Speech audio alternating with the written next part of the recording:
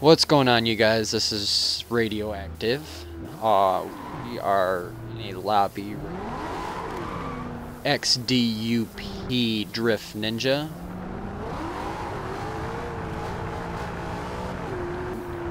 We were coming in here to find out some info. Ninja, you there? Yeah, I'm here. Alright. How's it going, man?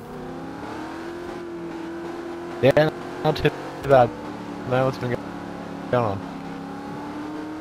Alright. Well, what I was really wanting to know,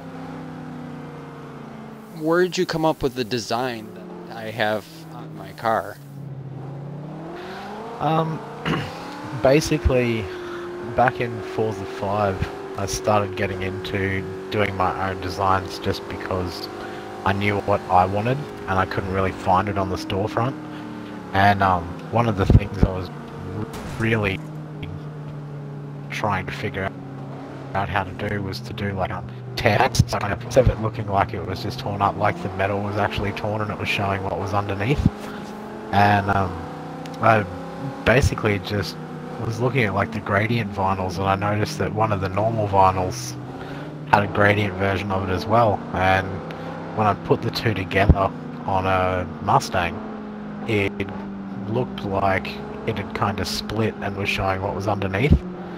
And ever since then, I just kind of used that vinyl whenever I wanted to do it. And all the other stuff, like the Project Shocker logo, was from previous teams that I was in, from Forza 3 and Forza 4, where we kind of collectively came up with logos. And it was just it was bits and pieces that I already knew how to do, and I just kind of threw it together to try and make something that wasn't too over the top and race teamy, but at the same time it wasn't just boring like a logo slapped on. And yeah, it's still kind of a work in progress, but it's one of those things where it's like, for now it's okay, but when I feel the need to change it up and add more to it and all that sort of stuff, I can, because it's a base design basically. And yeah. Alright. Well, I mean, these designs that you do, I mean, they're wicked. I mean, I've come across quite a few people that cool designs. I mean, yours is like really detailed compared to these other ones. Well, I'd try and put as much into it as I can. Like, obviously you can spend hours doing something and it not work out, but at the same time, if you stick to what you know, it's really easy to get the desired effect that you want. And I mean, like, I think this design only took me about 45 minutes to do, purely because I already knew what I was going with. Like, I had a plan, I stuck to it, and I made it as simple as I could. Whereas, like, at the same time, like, this is just a basic design. Like, I threw it together with a few vinyl pieces, and that was it. Whereas, you know, there's a lot of people that do that full-on realistic vinyls, and nowhere near that kind of level. But I do enough that I'm happy with the design. It doesn't look too basic, and it keeps me happy. Like, it's something that I kind of lose track of time while I'm doing it, and it doesn't really bother me. Like, I'll sit there for a couple of hours painting a car just because I enjoy doing it.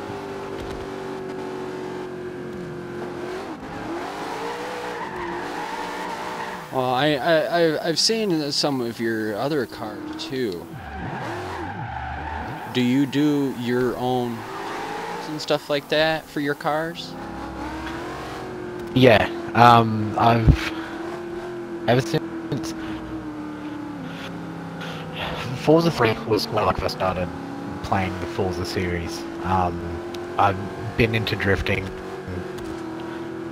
Like, a lot of people say I got into drifting under Fast and Furious and all of that, and I got into it from like the Need for Speed undergrounds and all of that. Like, any racing game that has drifting in it, I owned the game. I was drifting in it, and I was trying to be as good as I could when it came to like leaderboards and all that sort of stuff. So ever since then, anything that I could have drifting in, I had. But at the time, I was just running PlayStation, and I swore by it. I thought I would never buy an Xbox, and I ended up moving into a unit with one of my best mates, who owned an Xbox. And even though he's not really a big racing fan, he said to me, like, have you played this game before? It's got drifting in it. And I was like, no. And I got started in it. Like, I've got a video on my channel on YouTube of like one of the first times that I drifted on Fuji Kaido in a R34 Skyline that was painted up like Brian's Skyline, obviously, because I do love Fast and Furious. Right. Yeah, like, and I go back and I watch that video, and at the time that I did that video, I was looking at it and I was like, I know I've only just started, but I'm doing alright. And I go back now and I look at it and I'm like, man, I had no idea. Like, I was hopeless. And tuning cars was really difficult at first, like, because when you just start, you're like, yeah, let's put heaps of power in it, and, you know, realistically it should be able to drift without having to do much. But a couple of guys that I was in a team with were actually, one of them was ranked 6th in the world, and he let me have one of his tunes to use. And instead of just kind of putting it on the storefront or gifting it to me so it was still locked, he actually explained it to me. And from that one tune that he gave me, I ended up being able to tune rear-wheel drive and all-wheel drive for drifting. And I got it down to a point now where on Forza 4 I had a tune that was basically my universal tune. I could put it on any car and it worked. The only thing I had to change was gearing, just so that, you know, it didn't bog down or it didn't accelerate too much and I was going through gears. But one of my other good mates saw me playing and bought the game, and I started helping him with tuning, and kind of collectively together, you know, he'd be drifting around one day and I'd come home from work and he'd say to me, oh, look, I changed the tune a little bit, you know, I raised the back of the car up so much and did this, and it slides a lot better. And so I'd go and try it out, and I'd be like, alright, well, I still want it to handle instead of wanting to spin out, so I changed a bit more and a bit more, and basically just got it down to like a universal tune. But I've kind of stepped away from that when it came to Horizon, because I've gone into tuning more specifically for the cars. Like, I still have basics of things that I keep the same, you know, like tire pressure and my camber and all of that sort of stuff, but everything else now is kind of unique. And the same for drag racing. Like, the cars that I do up for drag racing, I tune myself. I'm not a big fan of using other people's tunes, only for the fact of, like, I can say that this is my tune and I can drift in it, whereas, you know, anyone can go on to the storefront and find a tune of the guy that's done the best tune to get points and all that sort of stuff, say for Forza 5 and Forza 4, and, you know, go and kind of get those same points. But I wanted to do it myself, so same as with the paint jobs, it was like, I know what I want, and the more that I get to do it myself, the more proud I am of the fact of doing it. And Forza 5 was when I really, I beat in, not long after the game came out, it was probably a few months later, that I was in a lobby and beat the world #1 at the time. Whether it was having bad races or not, like, I don't really claim that I'm the world's #1 now because I beat him, but at the same time it made me feel good that I'd been striving to kind of get as high up the leaderboards for skill as possible, and this guy was the #1 and I beat him a few races in a row. So yeah, like, I felt a lot better about doing that with my own tune than by doing it with somebody else's and just kind of coasting on their tune. Well, Thanks for being in the video, Ninja. Yeah, no problem, man. Anytime.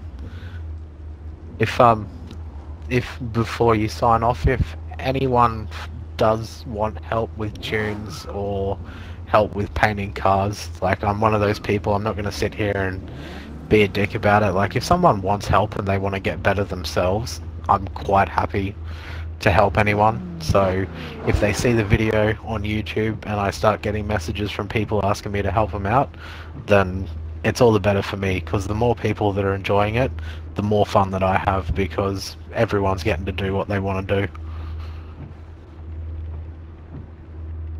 You guys heard it for yourselves. Drift Ninja will work with you guys. I mean, do the paint job for you, or design your own paint job and crazy and wild stuff. No. Amazing. Yeah, I try and think outside the box. Oh yeah. Alright, well, thanks for letting me do this interview, and you guys on YouTube that watch this, please like and subscribe. We will have more